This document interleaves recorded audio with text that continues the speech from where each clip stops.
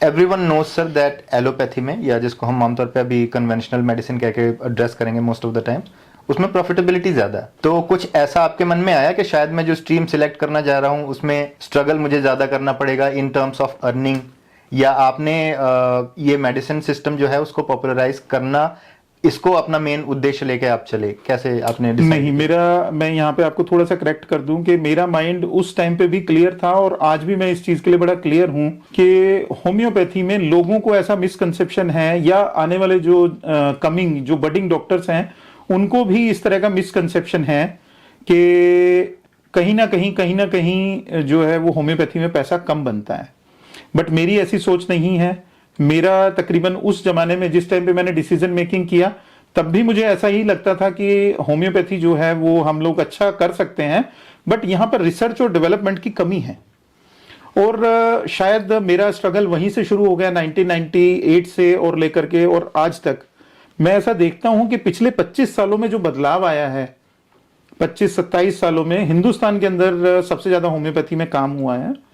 और मेरा टारगेट अकेला प्रॉफिटेबिलिटी नहीं था, मेरा टारगेट सबसे मेजर टारगेट था कि इसको हम एक मेन स्ट्रीम ऑफ मेडिसिन में लेके आए।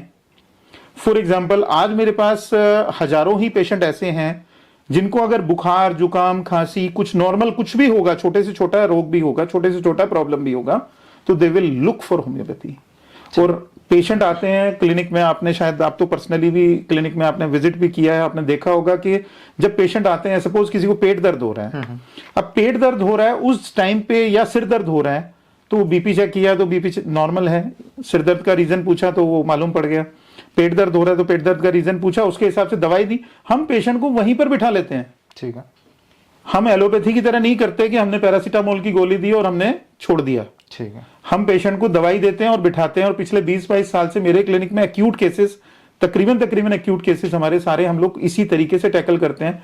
जब पेशेंट को रिलीफ होता है 15 मिनट्स में, 30 मिनट्स में, 1 घंटा भी कई बार लगता है, पेशेंट को उसके बाद यहां से भेजा जाता है। वहां से हमने एक्यूट की प्रैक्टिस डेवलप की। एक्यूट केसेस यानी जो सडन आने वाले पेशेंट होते हैं, किसी को लू लग गई, तुरंत सिर में दर्द हो रहा है, उल्टियां आ रही हैं, उस टाइम पे उसको मेडिसिन चाहिए। लोग बोलते हैं होम्योपैथी में नहीं जा सकते, उसके लिए तुरंत हॉस्पिटल जाओ। लेकिन अगर आप एक्यूट में मास्टरी करते हैं, और ये एक्यूट में मास्टरी तब हो सकती है जब आपने सिस्टमेटिकली पढ़ाई की हो, सिस्टमेटिकली बुक्स प्रॉपरली रीड की हो।